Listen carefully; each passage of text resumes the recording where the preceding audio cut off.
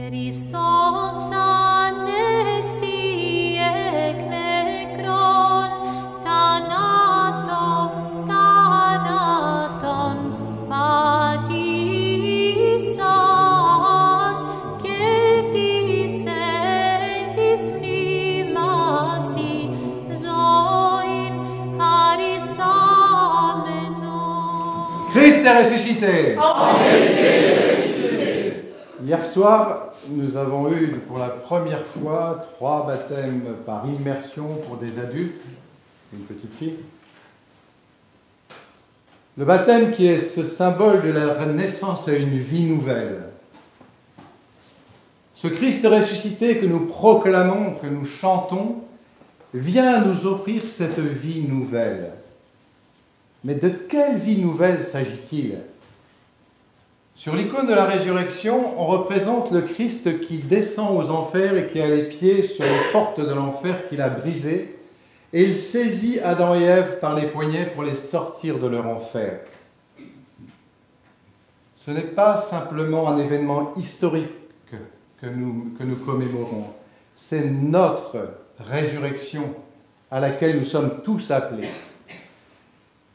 Cet enfer, en fait, nous ne nous rendons pas compte, nous y sommes en permanence. Si bien que c'est devenu presque une seconde nature pour nous. Nous vivons dans cet enfer, dans cet enfermement. On sait qu'à la chute, Adam et Ève se sont renfermés sur eux-mêmes. Ils se sont attribués le bien que Dieu faisait à travers eux. Eh bien, nous continuons à faire ainsi. C'est-à-dire que nous sommes enfermés dans notre petit monde étriqué, froid, où notre seul bonheur, semble-t-il, c'est bien de pouvoir assouvir nos désirs, profiter de la vie, tout ce que la vie peut nous donner, qui fait de nous des gens insatisfaits en permanence. Et pour cause, parce que nous ne pouvons pas vivre comme cela. Et ce que le Christ vient faire aujourd'hui, comme c'est écrit sur cette icône, il vient ouvrir une porte que nul ne peut fermer. Et ça, c'est extraordinaire. Il vient nous ouvrir cette porte pour nous libérer, pour nous faire sortir de cet enfermement, pour nous apprendre à nous oublier, à nous donner totalement à lui et aux autres.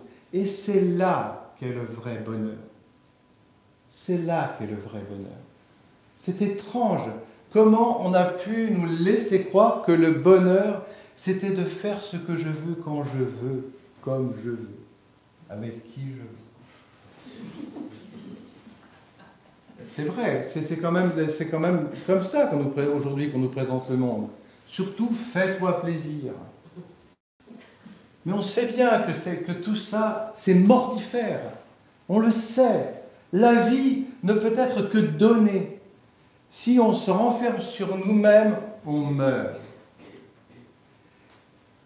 Alors, vraiment, dans cette résurrection que nous fêtons, eh bien, que ce soit vraiment notre résurrection, que ce soit vraiment cette prise de conscience que le Seigneur m'offre vraiment une vie nouvelle.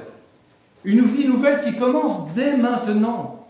Et ce que je vais apprendre à faire, c'est justement à me tourner totalement vers lui, à m'oublier, à arrêter de me regarder le nombril, à arrêter de m'analyser, de me voir comment je suis pas.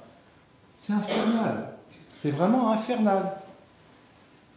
Donc ce jour de résurrection soit vraiment notre résurrection. Vous comprenez ? C'est vraiment quelque chose d'important. C'est quelque chose d'extraordinaire qui nous est offert. C'est une joie, un bonheur ineffable. Une paix que personne ni rien ne pourra nous retirer si nous rentrons dans ce don de nous-mêmes. Parce que c'est là que nous allons rencontrer Dieu. Ce que le Christ a fait pour nous, vendredi, en donnant sa vie pour nous, il a payé la dette. Il ne nous demande rien en échange. Il a tout donné. Il s'est donné totalement. Et la seule chose qu'il nous demande en échange, c'est de nous donner nous aussi. Alors, prions pour que cette vie nouvelle vraiment puisse jaillir en nous comme une pluie incessante pour qu'elle puisse vraiment nous libérer de ce que nous sommes. Vous savez, avec les enfants, j'avais fait avec les tout petits là.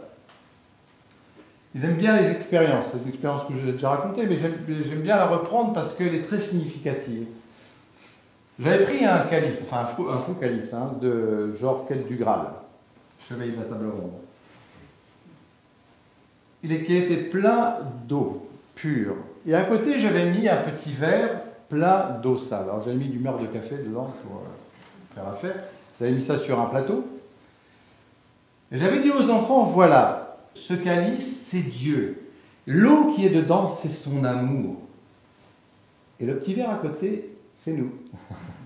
Alors c'est la tête des enfants, à chaque fois que je fais l'expérience, la tronche qu'ils font en regardant le petit verre. C'est pas glorieux, quoi, parce que franchement, c'est petit, puis c'est sale, quoi. Alors je dis, voilà, on vient sur Terre pour que l'eau qui est dans le petit verre devienne aussi pure que l'eau qui est dans le calice. Alors on fait comment? Alors il y en a un qui me dit, on prend une épuisette. Ah. Je dis, je veux voir la taille de l'épuisette déjà, et puis je dis, mais je veux plus qu'il y ait une seule parcelle.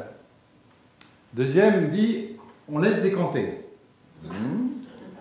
C'est une bonne idée, mais si on remue le verre, ça recommence.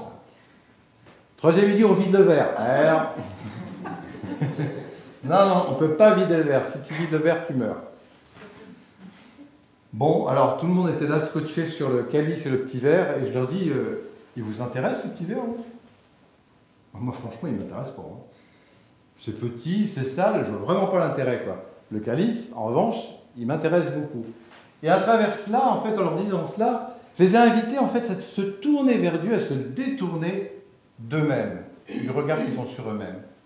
Et là, j'ai pris le calice, et j'ai versé sur le petit verre. Alors, ils m'ont dit, mais il est déjà plein. Et j'ai dit, je n'ai pas dit que j'allais le vider. Et au fur et à mesure que j'ai versé, eh bien, toutes les impuretés sont sorties. Et il n'y avait plus que de l'eau pure. Et cet exemple nous montre, si vous voulez, que lorsqu'on s'ouvre à l'amour de Dieu, eh bien, son amour, naturellement, va évacuer de notre cœur tout ce qui n'a rien à y faire. Et petit à petit, nous allons rentrer justement dans cette intimité avec Dieu. Son amour va vraiment habiter en nous et on va pouvoir dire avec saint Paul, ce n'est plus moi qui vis, c'est le Christ qui vit en moi. Christ est ressuscité! En vérité, il est ressuscité! Christos ane